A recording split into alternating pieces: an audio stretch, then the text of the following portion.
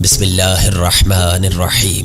ناظرین محترم، کوئی مسلمان اس حدیث کی سند تک نہیں مانگے گا جو ہم سب بچپن سے سنتے آ رہے ہیں، یعنی نماز دین کا ستون ہے، یعنی دین کی عمارت نماز کے صحیح ہونے سے مشروط ہے۔ اگر نماز غلط تو دین گیا۔ کیوں؟ صحیح کہا نا میں نے۔ اب اگر ساتھ میں یہ کہوں کہ وضو نماز کا ستون ہے تو کیا یہ غلط ہوگا؟ یقیناً نہیں، کیونکہ تمام مسلمان اس بات پر متفق ہیں کہ نماز کے لیے وضو واجب ہے۔ تو اب میرا مسلمانوں سے ایک اور سوال ہے، یہ بتائیے کہ اگر وضو غلط ہو جائے تو کیا نماز صحیح ہو سکتی ہے؟ یعنی وضو غلط تو نماز غلط، اور نماز غلط تو دین کا ستون گر گیا۔ تو جناب علی، دین کے ستون کو بچانا ہے تو نماز کو صحیح انجام دینا ہے، اور اگر نماز کو بچانا ہے تو پھر وضو کو بطور اولا بالکل صحیح بجا لانا ہے، یا ہمارے بھائیوں کی رائج جملے میں صحیح وضو بنانا ہوگا جو قرآن و سنت کے مطابق ہو۔ تو اب ایک مشہور زمانہ انجینئر محمد علی مرزا نامی محقق کو شیعہ وضو یعنی اصل وضو جو قرآن و سنت کے عین مطابق ہے، اس پر جواب دے کر خود ان حضرت اور تمام مسلمانوں کو حق کی جانب دعوت دیتا ہوں۔ ناظرین محترم، انجینئر محمد علی مرزا صاحب ایک صاحب فہم اور قدر بہتر اہل سنت محقق ہیں، اور اس بات میں کوئی شک و شبہ نہیں کہ علی بھائی نے جس انداز سے بنو امیہ اور خاص طور پر صفین و جمل میں امام علی المرتضی علیہ الصلوۃ والسلام کا دفاع کیا ہے، وہ یقیناً لائق تحسین ہے، جس پر ہر محب اہل بیت اطہار علیہم الصلوۃ والسلام ان کو قدر کی نگاہ سے دیکھتا ہے۔ مگر کچھ جگہوں پر برادر انجینئر صاحب شاید کسی مجبوری کی بنا پر مزید کھل کر حق بیان کرنے سے قاصر ہیں، اور لا محالہ حق کو چھپانا اور خود پر تشیع کا الزام لگنے کے ڈر سے عبادات جیسے مسائل میں بھی تقیہ کو نہ مانتے ہوئے بھی تقیہ سے کام لینا یقیناً میرے حسن ظن کے مطابق شاید ان کی مجبوری ہے، جو کہ قطعاً ان جیسے ریسرچ اسکالر کو زیب نہیں دیتا۔ ناظرین محترم، اسی اسنا میں ان کی وضو والی ویڈیو میری اس تمہید کا کھلا ثبوت ہے، جس کا جواب میں انہیں اسی ویڈیو کے نیچے دے چکا تھا، جس پر کافی لوگوں کے کامنٹس اور لائکس بھی آئے، پر انجینئر صاحب نے وہاں کوئی جواب نہیں دیا، اور میرے لکھنے کے باوجود دوسری ویڈیو بنا کر نہ ہی میرا رد پیش کیا اور نہ ہی رجوع کر کے درست طریقہ وضو پر عمل کیا۔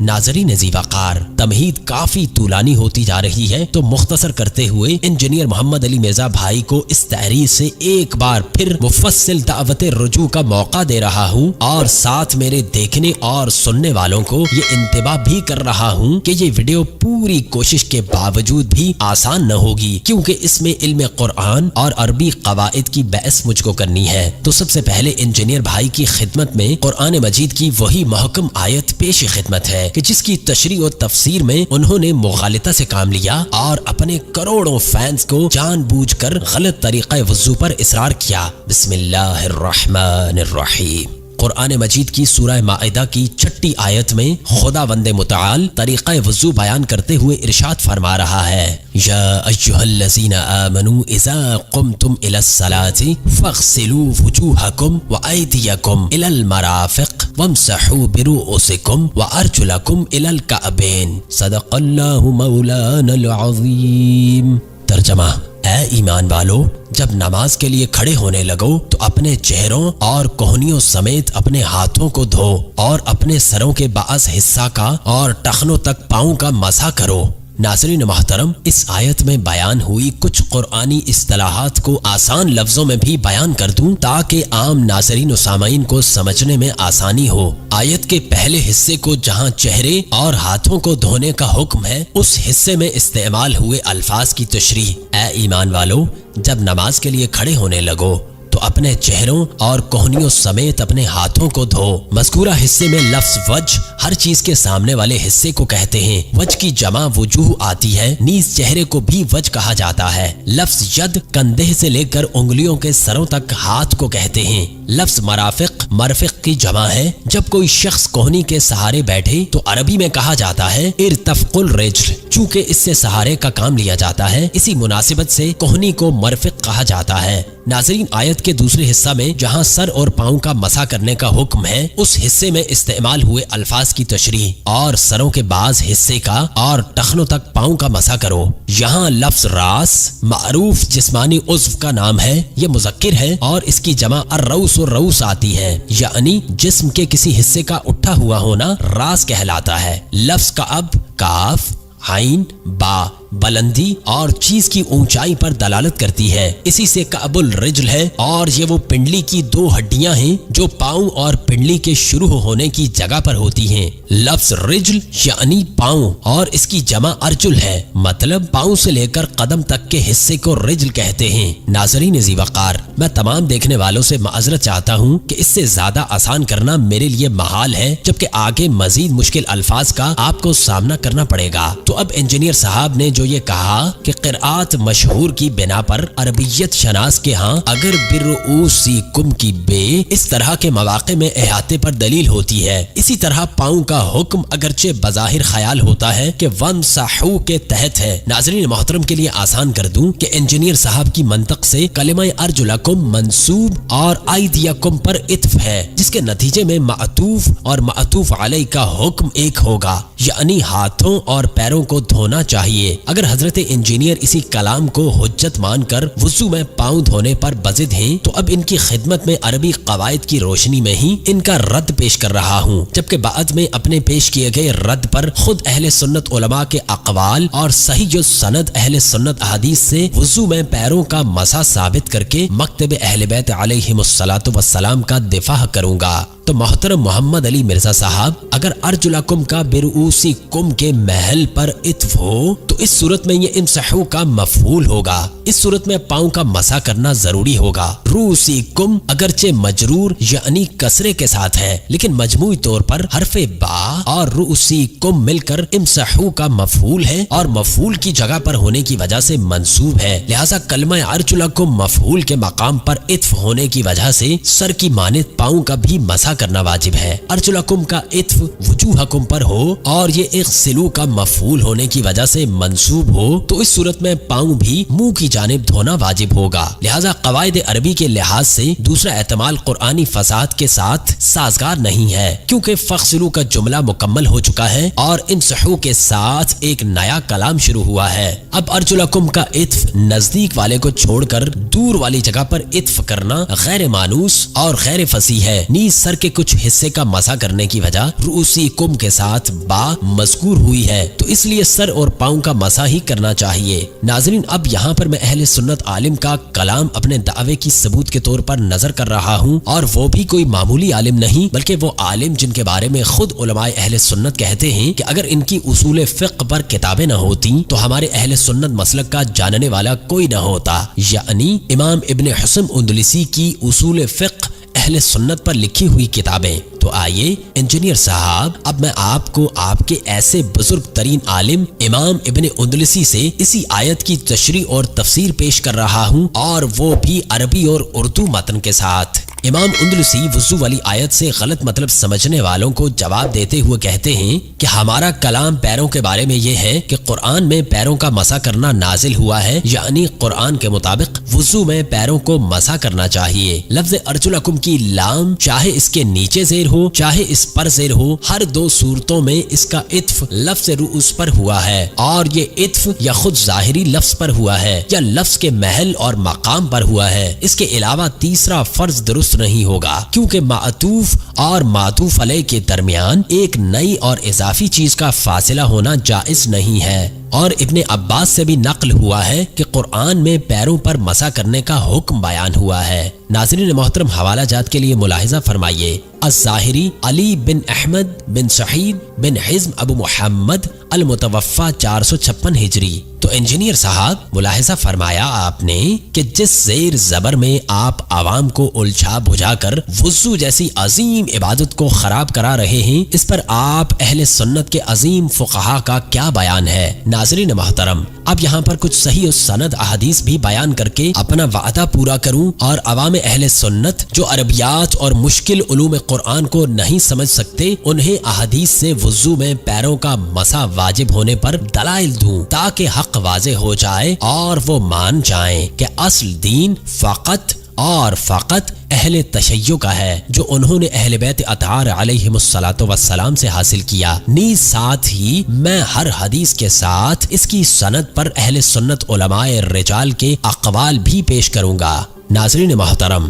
وضو کے متعلق صحیح السند حدیث اہل سنت نمبر 1، روایت امیر المؤمنین علی ابن ابی طالب علیہ السلام۔ جناب احمد بن حنبل نے اپنی کتاب مسند میں امام علی علیہ السلام سے نقل کیا ہے کہ رسول خدا وضو میں اپنے پیروں پر مسح کیا کرتے تھے۔ عبد خیر نے علی علیہ السلام سے نقل کیا ہے کہ انہوں نے فرمایا کہ میں خیال کرتا تھا کہ پیروں کے نیچے والے حصہ پر مسح کرنا یہ پیروں کے اوپر مسح کرنے سے زیادہ مناسب ہے، یہاں تک کہ میں نے دیکھا کہ رسول خدا وضو میں ہر 2 پیروں پر مسح کیا کرتے تھے۔ حوالہ الامام احمد بن حنبل، مسند احمد بن حنبل، جلد نمبر 1، صفحہ نمبر 95، تحقیق شہیب ارنوت، عادل مرشد، مؤسسۃ الرسالہ۔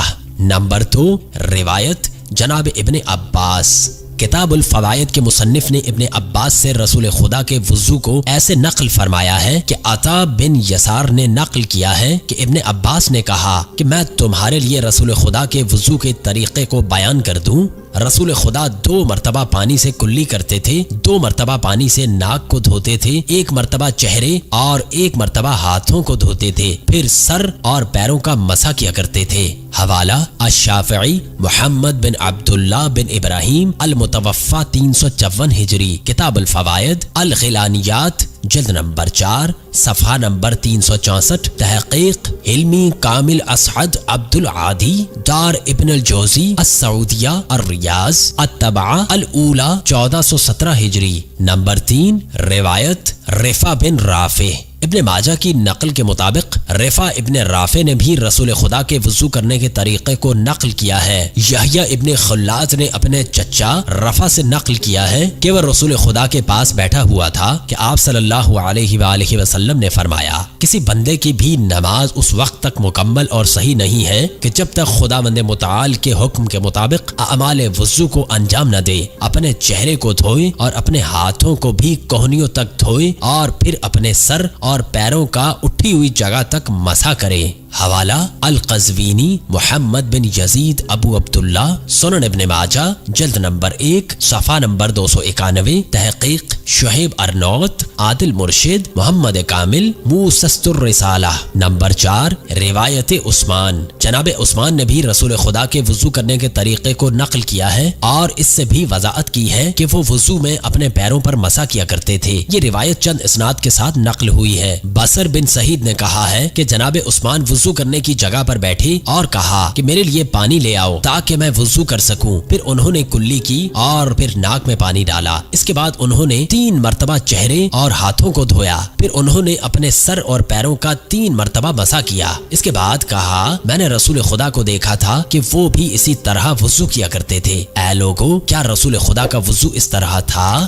سب نے کہا ہاں۔ حضرت عثمان نے اس بات کو رسول خدا کے ان صحابہ سے کہا تھا کہ جو اس وقت ان کے پاس موجود تھے۔ حوالہ الامام احمد بن حنبل، مسند احمد بن حنبل، جلد نمبر 1، صفحہ نمبر 523، تحقیق شعیب ارنوت، عادل مرشد، مؤسسۃ الرسالہ۔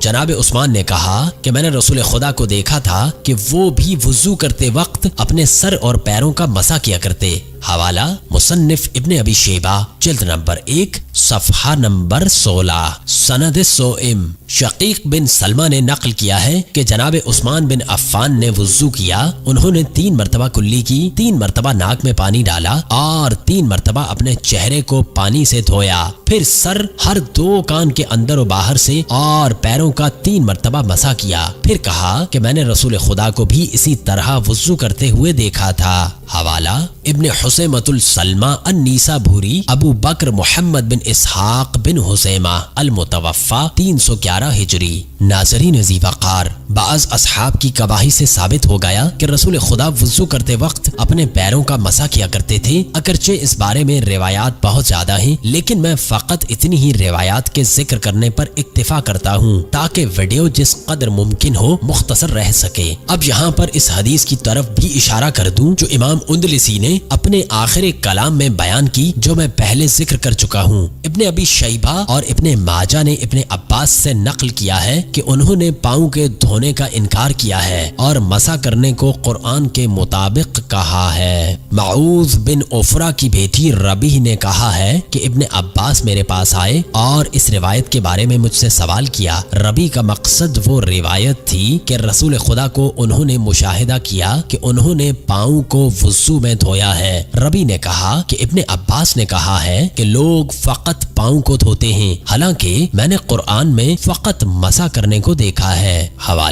ابن ابی شیبۃ الکوفی ابو بکر عبداللہ بن محمد المتوفی 235 ہجری، الکتاب المصنف فی الاحادیث الآثار، جلد نمبر 1 صفحہ نمبر 27، تحقیق کمال یوسف الحوت، ناشر مکتبۃ الرشد، الریاض الطبعہ الاولی، 1409 ہجری۔ ایک دوسری روایت میں جناب ابن عباس نے کہا ہے کہ اکرمہ نے نقل کیا ہے کہ ابن عباس نے کہا ہے کہ وضو میں 2 چیزوں کا مسح کیا جاتا ہے اور 2 کو دھویا جاتا ہے۔ حوالہ مصنف عبد الرزاق، جلد نمبر 1 صفحہ نمبر 19۔ تو ناظرین محترم، ویڈیو کا اختتام ان الفاظ کے ساتھ کہ انجینئر محمد علی مرزا سمیت ہر مسلمان کا دینی اور شرعی فریضہ ہے کہ وہ شیعوں سے بغض ختم کرے، قرآن اور رسول خدا کی سنت اور سیرت پر عمل پیرا ہو کر اصل تعلیمات پر عمل پیرا ہو۔ والسلام علیکم ورحمۃ اللہ۔ Only on Velayat TV, a divine shelter for every household.